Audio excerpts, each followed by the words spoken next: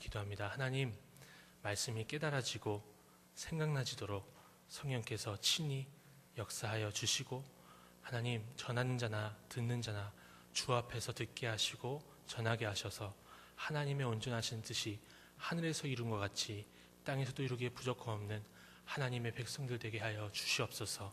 예수님의 이름으로 기도했습니다. 아멘.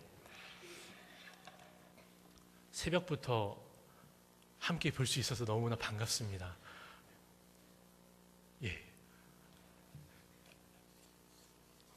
우리 마가복음을 같이 읽었는데요. 사실 이제 마가복음을 가지고 제가 4주 동안 아이들과 함께 성경을 관찰하고 또 연구해 보았습니다. 물론 아이들한테는 좀 어려운 과정이었을 수도 있었어요. 제가 마가복음을 평소에 참 자주 읽었어요. 그리고 4복음서 중에 마가복음을 또 짧으니까 갑작스럽게 읽을 때 또 16장밖에 안 되기 때문에 짧게 읽을 때는 항상 마가복음 보고 그리고 또 성경 읽기 학교를 할 건데 마가복음을 가지고 합니다. 왜 그런지 아십니까? 이유는 단순합니다. 짧아서 그렇습니다.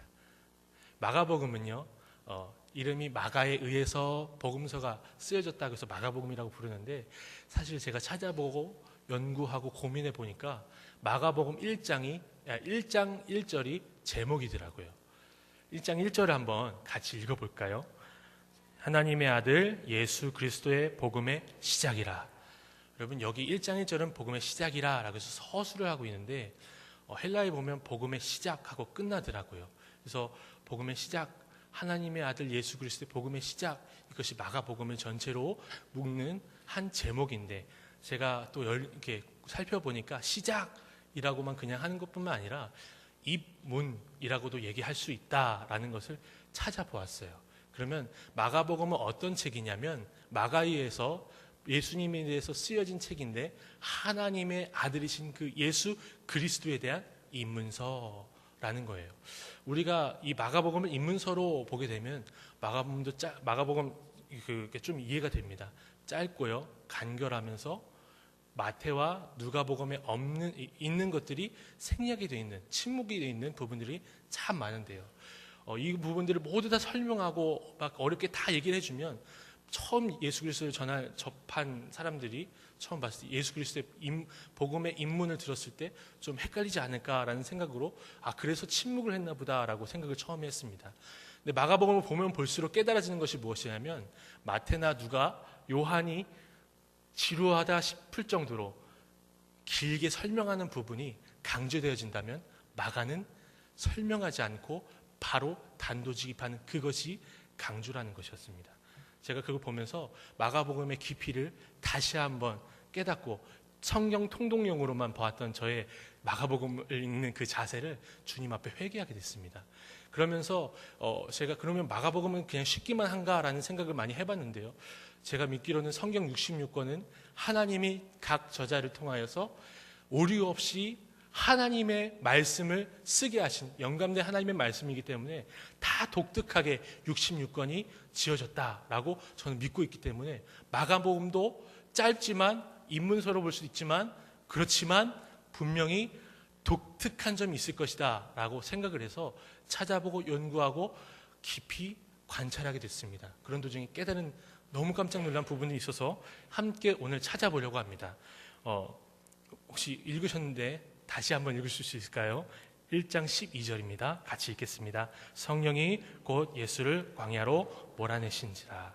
여러분, 여기 몰아내셨다라는 표현을 하면서 성령이 몰아내셨다라고 합니다. 근데 마태복음과 누가복음에 보면 예수님이 성령님께 이끌렸다, 주어가 바뀌어 있어요. 마태복음이나 누가복음은 예수님이 성령님께 이끌려서 자기가 걸어가신 것처럼 나와 있는데, 마가복음에는 성령님이 예수님을 강제로 끌어가는 것 같이, 몰아내신 것 같이 표현이 되어 있습니다. 이 몰아냈다는 표현을 제가 원어 성경으로 제가 원어를 조금 봐요. 근데 보니까 밖으로, 우리 에클레시아라고 해서 교회를 에클레시아, 밖으로 칼레오, 불러졌다라고 해서 에클레시아라고 하잖아요. 근데 에크예요. 밖으로라는 뜻이에요. 발로 던지다라는 뜻입니다. 에크발로, 밖으로 던져버린다라는 그 표현이 성령님이 예수님을 몰아내신지라 이 표현에 쓰여 있더라고요. 그래서 너무 깜짝 놀랐습니다. 이 에크발로라는 표현이 이제 계속 쓰이다 보니까 몰아냈다라는 표현으로 바뀌었나라는 생각도 해보게 됐고요. 성령님께서 예수님을 억지로 갖다 이렇게 슈퍼맨처럼 던졌나? 별 생각을 다 해봤습니다. 그런데 내린 결론은 억지로 예수님을 슈퍼맨처럼 던져버린 것은 아니었다는 결론을 내리게 됐습니다. 예수님이 성령님께서 광야로 몰아내기 전에 어떤 일이 있었는지 우리는 살펴볼 수 있는데요. 우리 9절부터 11절에는 예수님이 세례 요한에게 세례를 받고 물 위에 올라오실 때 바로 하늘이 열리고 성령님이 비둘기같이 예수님의 머리로 내려오시면서 하늘에서 이런 음성이 들리죠. 너는 내 사랑하는 아들이다. 굉장히 강조하는 표현으로 나오면서도 내가 너를 기뻐하노라 라고 말씀하셨어요. 이 부분에서 제가 이거 보면서 예수님이 그렇게 성령님이 내려오시고 하나님의 음성을 들었던 것을 세례 받은 모든 사람들이 같이 본 걸로 제가 알고 있었어요. 근데 여러분은 어떠십니까? 다 그렇게 알고 계시지 않습니까? 근데 저는요, 다시 한번 찾아보고 여러 곳을 찾아보면서 이 부분이요, 예수님이 보셨고 또 한 사람, 세례 요한이 봤고 나머지는 못 봤다라는 결론을 내리겠어요. 칼빈 주석을 찾아보니까 칼빈도 같은 얘기를 했어요. 예수님도 봤고 요한도 봤는데 다 보진 않았다. 결국에는 하나님의 아들이 예수님이라는 사실을 누구만 알았죠? 예수님 자신이 아셨고 이 사인을 통해서 세례 요한이 알았어요. 그래서 세례 요한이 이제 이후로는 예수님이 하나님의 아들이라는 사실을 회개하라 천국이 가까웠다만 할 뿐만 아니라 저분이 하나님의 아들이라는 사실을 전하기 시작했습니다. 그 내용이 어디 나오냐면요, 요한복음에 나옵니다. 그런데 마가복음에 그 내용은 나오지 않아요. 그런데 그 즉시로 예수님이 하나님의 아들이라는 영광스러운 표정이 딱 보이고 나서 예수님은 예루살렘의 광장으로 끌려가지 않으셨습니다. 예수님은 세례 요한과 함께 세례 요한이 예수님 옆에다 놓고 증언하면서 예수님이 바로 하나님의 아들, 내가 길을 준비했던 그 길로 오신 하나님의 아들이었어 라고 모든 사람이 또 떠들어대지 않았습니다. 예수님은 바로 성령께 이끌려서 광야로 내던지듯이 던져지셨습니다. 저는 이걸 보면서요, 예수님이 이 땅에 오신 이유가 인기 얻으려고 혹은 내가 하나님이다 보여주시려고도 오셨지만 분명 인기 얻으려고 오셨다는 건 아닙니다. 인기 얻으려고 혹은 세상적인 권세를 누리려고 오신 것이 아니라 하나님 아버지께 온전히 순종해서 오셨고 그리고 온전히 순종해서 내던져지셨다라는 묵상의 결과를 얻었습니다. 예수님은 삼위일체 하나님이십니다. 아버지와 아들과 성령님은 한 분이십니다. 어떻게 한 분이시죠? 하나님이라는 본질에서는 한 분이십니다. 그런데 하시는 일과 존재에 따라서 삼위로 나눠서 아버지와 아들과 성령으로 성경은 설명하고 있습니다. 근데 제가요, 공부를 꽤 열심히 하려고 노력해서 10년, 20년, 30년 아니면 제가 오래 살아서 100년 동안 이 삼위일체를 공부한다 해도 하나님이 어떻게 계신지, 삼위일체가 어떻게 생겼는지 제가 다 설명해 드릴 수 없습니다. 성경에 보여 있는 대로 방금 고백했고 설명드렸습니다. 그런데 이 세 분은 뜻이 같으시다고 했어요. 예수님은 성령에 의해서 던져지셨습니다.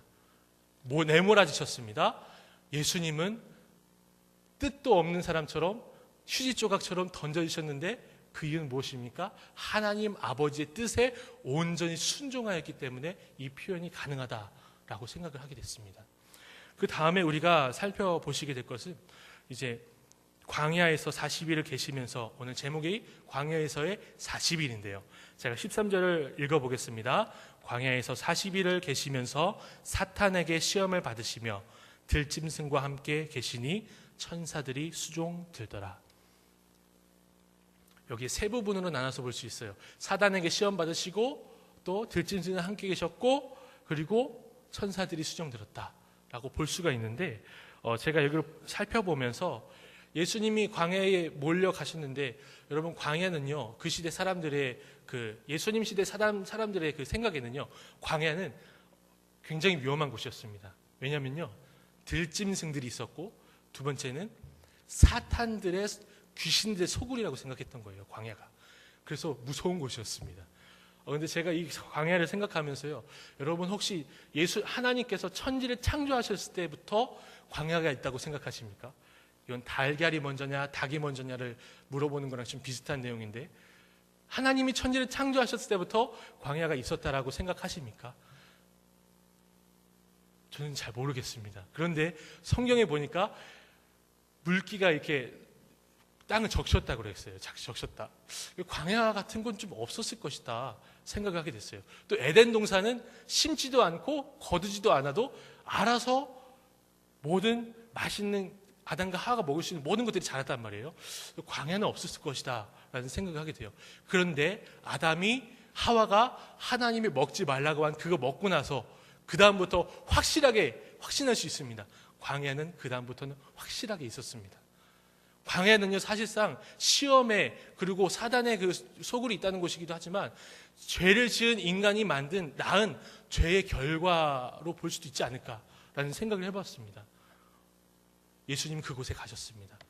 그런데 예수님이 그곳에 가서 40일 동안 계셨을 때 우리는 구약 성경에 나온 그 한 사람을 또 생각해 볼 수가 있습니다. 누구죠? 광야에서 40일 동안 40년 동안 있었던 모세요. 예수님은요, 모세보다 나은 선지자로서 오셨습니다. 그것을 또 광야에 가신 것을 통해서 또 우리에게 보여주고 계심을 제가 찾아봤습니다. 그러면서 예수님은 사단에게 시험을 받으셨다고 했는데요, 저희 아이들한테 이렇게 설명했습니다. 기말고사 아니다, 중간고사도 아니고 죄를 짓도록 만드는 모든 시도와 행동을 시험이라고 하는 거야 라고 설명을 했어요.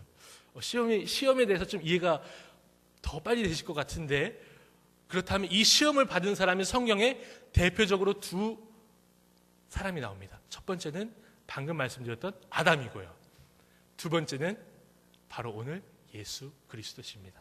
아담은 시험을 당했을 때 완전히 넘어졌습니다. 그냥 넘어져 버렸어요. 사단이 선악과를 따서 입에다 물린 것도 아닌데 자기가 따서 먹고 하나님이 먹지 말라고 한 그것을 죄를 지어버렸어요. 근데 예수님께서는 돌을 떡으로 혹은 성전에서 뛰어내려라 나에게 절해보라 했던 모든 시험을 완벽하게 이겨내셨어요. 왜입니까? 당연한 것도 예수님은 죄가 없으신 하나님의 아들이시기 때문에 그렇습니다. 또 우리의 죄를 대신해서 돌아가실 죄 없는 하나님의 어른 양이시기 때문에 예수님은 시험을 거뜬하게 이겨내셨습니다. 그 다음에 들짐승과 함께 있다고 했습니다. 들짐승과 함께 있다고 했는데, 여러분 잘 살펴볼 것이, 한 번만 더 읽어볼게요. 한 번만 더 읽어보겠습니다. 13절입니다. 광야에서 40일을 계시면서 사탄에게 시험을 받으시며 들짐승과 함께 계시니 천사들이 수종 들더라. 여러분 왜 이렇게 지루하게 설명을 많이 하냐면요, 마가는 설명을 안 했기 때문입니다. 예수님이요 3가지 시험 당하셨어요. 아시죠? 방금 전에 말씀드렸습니다. 3가지 시험을 받으셨는데, 마가도 기록했고 누가도 기록했는데, 마태도 기록했고 누가도 기록했는데 마가는 기록을 합니까? 안 합니다. 그런데 그 기록은 다 빼놓고요, 들짐승과 함께 계셨다고 성경에 쓰고 있어요. 아이러니 아닙니까? 사탄이 시험한 내용은 말 안 하고요, 침묵했어요. 건너뛰었어요. 근데 굳이 예수님이 들짐승과 함께 계셨다는 이 기사는 왜 여기 넣었을까요? 왜 넣었을까요? 이 예수님이 들짐승과 함께 계셨다는 이 들짐승이라는 것들은요, 야생동물, 길들여지지 않은 야생동물입니다. 그리고 함께 계셨다는 이 표현은요, 그냥 예수님이 저기서 기도하고 시험 받으시고 금식하시면서 계시면서 저쪽 멀리 어딘가에 전갈이 돌아다니고 복사가 돌아다니는 그런 것이 아니고, 예수님과 함께 친밀하게 혹은 예수님 마저도 가만히 있을 정도로 함께 계셨다라는 표현이 이곳에서 드러나고 있는 거예요. 우리가 만약에 그렇다면 예수 믿는 우리도 시험을 해봅니다. 산에 올라가서 독사를 잡아서 혹은 멧돼지와 함께 사진을 찍을 수 있는 그 용기 있는 분들이 혹시 있으십니까? 우리는요, 멧돼지 보면 도망가야 돼요. 다치면 죽습니다. 독사, 뱀을요, 혹시 용인 에버랜드 가서, 서울랜드 가서 뱀을 목에다 감아볼 수는 있어요. 근데 야생 뱀한테 물리면 죽습니다. 도망가야 돼요. 제가 그것도 모르고 군대에 있었던 시절에 오한마라고 해서 엄청나게 큰 한마를 들고 멧돼지 한 마리를 사냥한 적이 있었습니다. 제가 관리했던 그 종교시설에 사찰이 있었어요. 제가 부사관이었기 때문에 부사관은 6개월만 했습니다. 잠깐 연장해서요. 6개월 했기 때문에 기독교만 관리한 게 아니라 기독교, 천주교, 불교를 다 관리했어요. 근데 불교 법당 뒤에다 김치떡을 묻었는데 거기 뒤에 있는 그 뚜껑을 멧돼지가 코로 다 밀어가지고서는 열어놓고요. 먹을 게 없으니까 김치를 다 꺼내가지고 먹은 거예요. 저희 군종들 굶어 죽습니다. 김치 먹으면. 군종들 와서 그 법당 가면은 국수 삶아주면서 김치 주는데 그 김치를 돼지가 먹은 거예요. 감히 하나님께서 창조하신 사람의 것을 만들어 훔쳐먹다니. 그러면서 제가 밤에요. 제가 그때는 아무것도 몰랐던 20몇 살의 젊은 청년이었기 때문에 또 제가 또 이렇게 그 병사였다가 부사관 금 갈매기를 차니까 그때 엄청난 용기가 생겼던 것 같아요. 그래서 오한마를 들고 저녁에 가만히 서 있었습니다. 멧돼지가 오면 쳐서 이 멧돼지를 죽여야겠다. 근데요, 멧돼지가 저를 보자마자 도망갔습니다. 정말 다행인 것 같습니다. 하나님 은혜였어요. 제가 인터넷에 검색해 보니까요, 그러니까 멧돼지를 직접 본 것도 아니고 멧돼지랑 싸워본 적도 없는데 어떻게 그걸 잘 아는지 모르겠어요. 멧돼지가 다리가 4개잖아요. 근데 4개 중에 하나가 부러져서 완전히 골절이 돼도 사람보다 빨리 뛴다는 겁니다.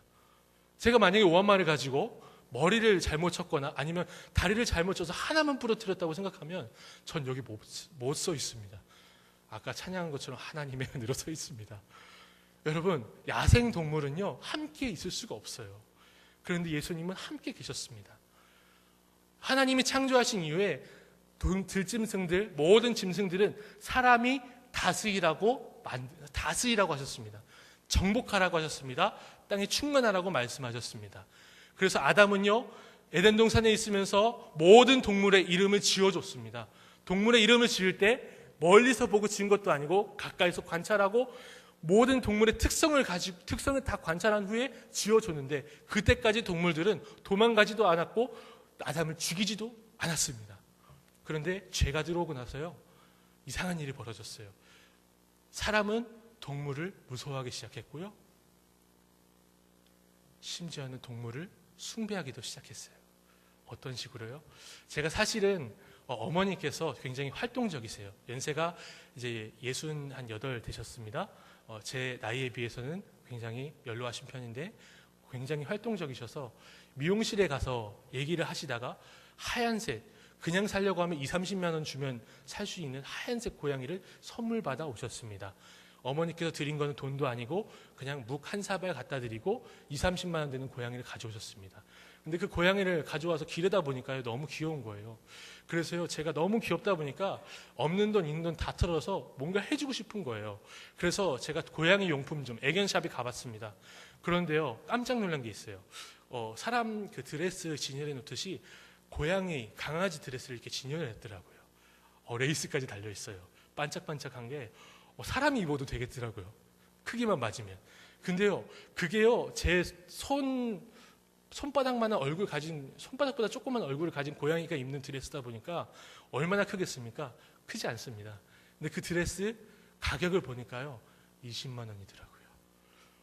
너무 놀랐습니다. 고양이 밥그릇을 찾아봤습니다. 밥그릇 해봤자 1,000원이겠지. 아니에요. 비싸더라고요. 여러분 근데요 그런 샵들이 먹고 사는 이유는 뭡니까? 그 사람들이 사서 입히고 먹이고 재우기 때문에 그런 거 아닙니까? 사람은요 동물 다스리라고 하나님께서 동물을 만들어 놓으셨고 다스리라고 명령하셨는데 죄가 세상에 들어오고 나서 개를, 고양이를 사람보다 더 극진하게 모시는 이 시대로 바뀌어졌어요. 창조의 질서가 엉망진창이 되었어요. 그런데 예수님께서 사막에 계실 때 동물들과 함께 계셨습니다. 예수님께서 사막에 계실 때 창조의 질서가 그 땅에, 그 사막에서 회복되는 모습을 지금 그려주고 있는 것입니다. 이후에 또 천사들이 수종드는 모습이 나옵니다. 수종드는 천사의 모습 어디에서만 나옵니까? 하나님께 천사가 수종될 때만 나옵니다. 구약 성경에요 아브라함이 천사에게 먹을 걸 갖다 주고 혹은 천사가 이사야서에 보면은 그 스랍이 나오죠. 얼굴을 가리고 발을 가리고 감히 하나님을 쳐다볼 수 없고 하나님께 더러운 것을 보여드릴 수 없어서 그 두 개를 가리고 나서 두 남은 날개로 날아다니면서 거룩하다는 그 천사가 사람을 섬긴 적은 없습니다. 사람을 도와준 적은 있습니다. 엘리야 선지자나 다른 선지자들을 살 수 있도록 도와준 적은 있는데 수종 들었다고는 그렇게 성경에 표현되어 있는 부분들을 많이 못 봤어요. 근데 오늘 예수님을 천사들이 수종 들고 있습니다. 그런데요, 사단도 천사였던 거 아십니까? 원래 하나님을 섬기기로 창조된 그 천사가 자리를 떠나버렸습니다. 묵시문학에 보면요, 이 천사가 루시퍼. 근데요, 여기 에레미야 이런 데 나오는 그 천사는 루시퍼 아닙니다. 근데 그 루시퍼가 하나님께 찬양하는 그 사람이, 그 천사가 타락해서 사단이 됐다고 합니다. 여기에 한 절에요, 사단과 천사가 같이 나옵니다. 저는 이걸 보면서요, 그리고 가운데 들짐승들이 이렇게 나와서 예수님과 함께 계시다는 걸 보면서요, 예수님이 오시니까 사단의 권세는 패해지고 원래 있어야 됐던 하나님의 통치가 아니라 사단의 통치를 받았던 그 세상의 모든 것들의 총수였던 사탄이 시험할 수 없는 예수 그리스도께서 오셨고 사단의 권세는 패해지고 진짜 하나님 나라가 오면서 하나님께서 창조 때부터 그렇게 하기로 약속하시고 명령하셨던 그 명령, 그 말씀이 예수님을 통하여서 회복되어지는 것을 제가 보았습니다. 그 예수님께서는요, 우리를 위해서 죽으셨고, 그 예수님께서는 우리를 위해서 사셨고, 올라가셨고, 우리 마음에 성령 하나님께서 오셨습니다. 그렇다면요, 우리도 사막 같은 세상을 살지만 하나님 나라를 경험하면서 살 수 있다는 그 놀라운 사실을 우리가 고백하고 알고 경험할 수 있었으면 좋겠습니다. 저도요, 저희 집은 사막 같은 집입니다. 없는 돈, 있는 돈 어머니께 다 드려야 됩니다. 저희 형 목회하면서 10년 동안 어려움 겪고 있습니다. 새벽에도 말씀드렸지만 도망가고 싶었습니다. 제 목소리 나쁘지 않지요. 성악가 선생님들이 저에게 가능성이 있다고 말씀해 주셨습니다. 그래서요, 제 목소리를 가지고 이 사막 같은 저의 환경에서 벗어날 수 있을 줄 알았어요. 신학생이었거든요. 근데 신학교에 교회 음악과가 따로 있어서 부전공을 하면서 넘어갈 수가 있었어요. 그러니까 저는 신학생이었다가 입시도 안 치르고 스리슬쩍 바람 하나 거쳐가지고 성악과로 바뀔 수가 있는 그런 위치에 있었어요.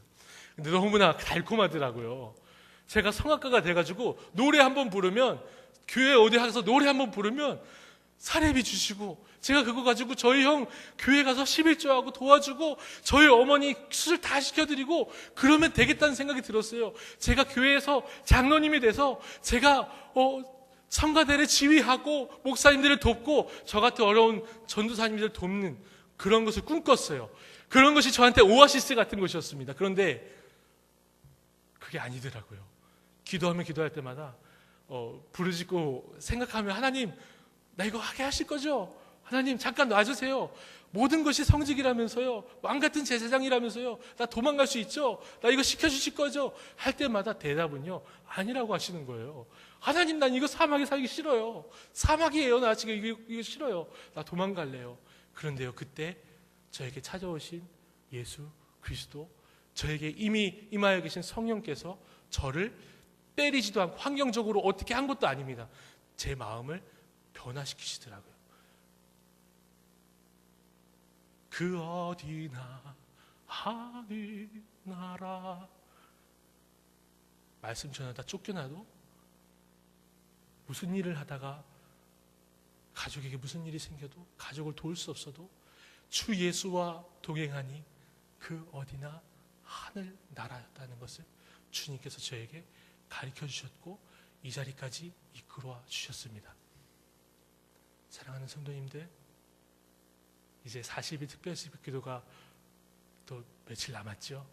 그리고 우리가 앞으로 살아야 될 인생들이요, 주님 언제 오실지 몰라서 몇 년 남았는지, 얼마나 이 고통스러운 세상에서, 얼마나 이 정치적으로 혹은 경제적으로 혼란스러운 한국 사회에서 이렇게 고통받으면서 살아야 될지 알지 못합니다. 그러나 예수께서 오시면 우리의 사막 같은 우리 주변 환경이 정리가 되고 하나님의 나라가 온전히 임하며 나는 어떤 상황과 어떤 환경에서도 하나님의 나라 백성답게 살 수 있음을 고백하며 주님 앞에 감사할 수 있는 우리의 모든 인생과 특별히 2014년도